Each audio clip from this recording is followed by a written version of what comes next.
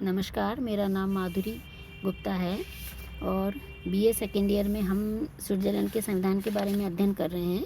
और इससे पहले के वीडियो में हमने आरंभक के बारे में अध्ययन किया था कि आरंभक किस प्रकार की प्रणाली है जिसके द्वारा स्विट्ज़रलैंड में प्रत्यक्ष प्रजातंत्र को स्थापित किया जाता है। कल हमने देखा था कि जो आरंभक है वो स्वीकारात्मक अधिकार है और जनता के द्वारा जो संविधान में संशोधन के लिए अगर उसे लगे वांछनीय है और देश हित के लिए आवश्यक है तो वह उसका प्रस्ताव या प्रारूप तैयार करती है।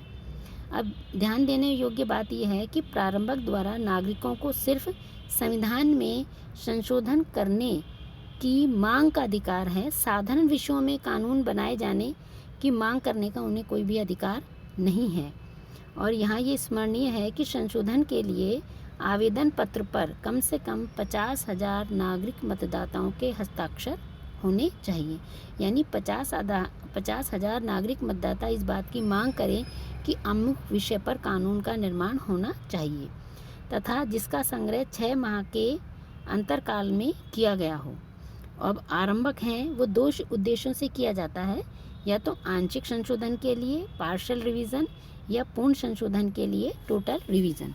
अब हम पहले देखेंगे कि आंशिक संशोधन क्या चीज़ है। आंशिक संशोधन संविधान के किसी एक अंश में अगर संशोधन करना हो तो उसे आंशिक संशोधन कहा जाता है।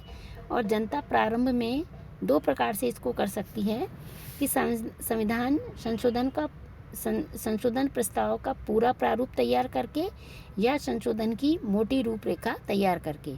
कहने का अर्थ है कि आंशिक संविधान संशोधन करना है यानी संविधान के किसी एक अंश में करना है, और दूसरा कि या तो पूरा प्रस्ताव जनता के द्वारा तैयार कर दिया जाए या फिर संशोधन की मोटी रूपरेखा तैयार कर दी जाए और मोटी रूपरेखा के अंदर जो कानून निर्माण का कार्य है वो विधायिका करेगी। अब यदि 1 लाख मतदाताओं ने संशोधन प्रस्ताव का पूरा प्रारूप तैयार करके दिया है और दोनों सदन अगर सहमत हैं तो वह प्रस्ताव पर जनमत संग्रह किया जाता है। यानी 1 लाख मतदाताओं ने उसे बना दिया है, संघीय संसद के दोनों सदन यानी प्रतिनिधि सभा और सीनेट उससे सहमत हैं और उस प्रस्ताव पे जनमत संग्रह हो जाएगा। और यदि वह तैयार नहीं है तो जनमत संग्रह द्वारा संशोधन पर स्वीकृति लेने से पूर्व जनता की सहमति लेनी होती है।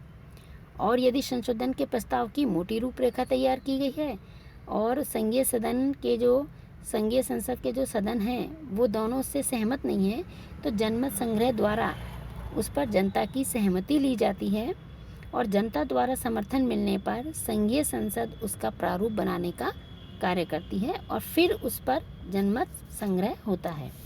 ये तो आंशिक संशोधन है। अब पूर्ण संशोधन करना हो यानी संविधान को पूर्ण परिवर्तित करना हो तो उसके लिए दूसरी प्रक्रिया है। यदि 1 लाख मतदाताओं ने आरंभक द्वारा संविधान के पूर्ण संशोधन की मांग की हो या पूर्ण संशोधन के प्रस्ताव का आरंभक किसी एक सदन ने किया हो कि या तो 1 लाख मतदाताओं ने से शुरू किया हो या किसी एक सदन ने मांग की हो कि भाई संविधान में पूर्ण संशोधन किया जाना चाहिए, परंतु यदि दूसरा सदन सहमत नहीं है तो ऐसी स्थिति में निम्नलिखित प्रक्रिया को अपनाया जाएगा। प्रस्तावित संशोधन सर्वसाधारण के जनमत संग्रह के लिए प्रस्तुत किया जाएगा कि संशोधन की आवश्यकता है या नहीं है।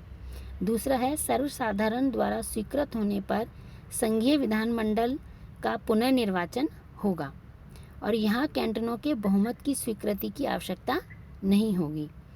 और तीसरा है कि पुनर्निर्वाचन के पश्चात संघीय विधानमंडल के दोनों सदन उक्त प्रस्तावित संशोधन पर विचार करेंगे और उसके बहुमत द्वारा पारित होने पर वह संशोधन प्रस्ताव सर्वसाधारण तथा कैंटनों के जनमत संग्रह के लिए प्रस्तुत किया जाएगा तथा लोक निर्णय के पक्ष में होने पर संशोधन प्रस्ताव क्रियाशील होगा।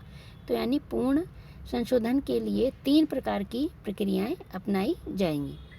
आरंभक के गुण।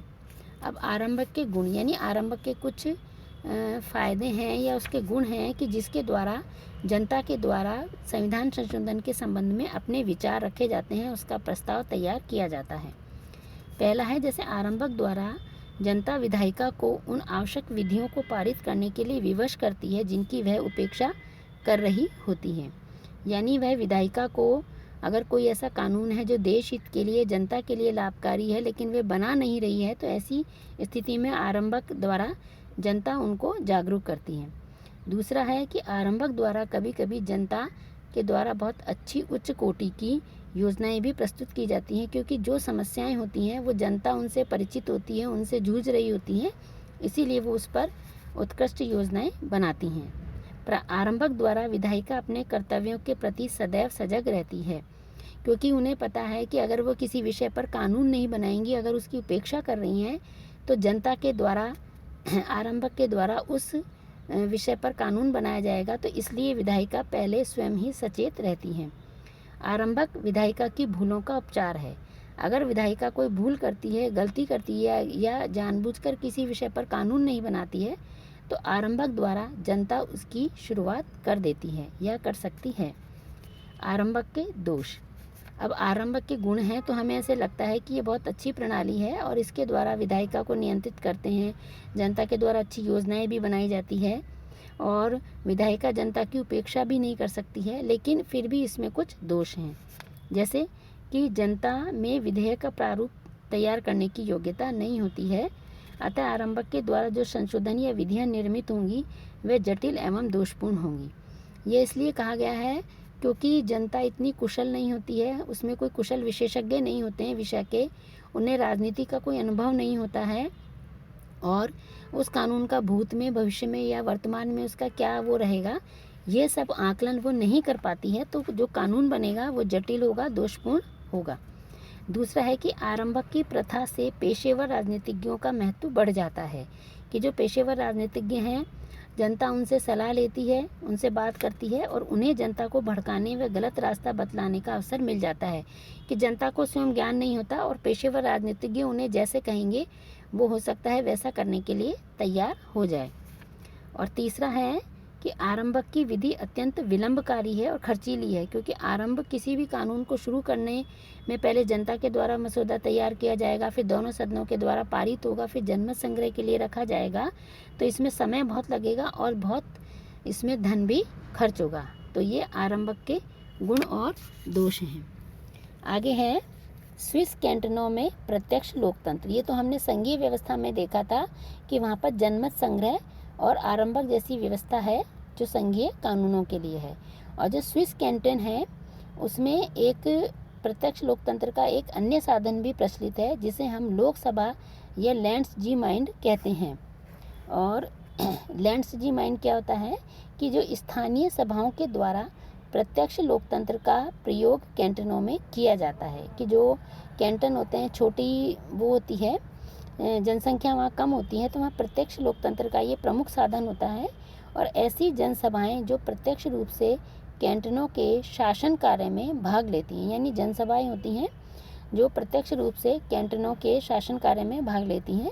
और इस समय स्विट्जरलैंड के एक पूर्ण कैंटन जिसका नाम है ग्लेरस और 4 अर्ध कैंटन में यह प्रणाली कार्यरत है। इन जनसभाओं का जो रूप है वो स्वतंत्र नागरिकों की राजनीतिक सभाओं का होता है, जो प्रतिवर्ष निर्वाचित अध्यक्ष की अध्यक्षता में खुले में होती है। यानी जनसभा होती है जिसमें सभी स्वतंत्र नागरिक भाग लेते हैं और प्रतिवर्ष जो निर्वाचित अध्यक्ष होता है वो उसकी अध्यक्षता में खुले में इसकी बैठकें होती हैं।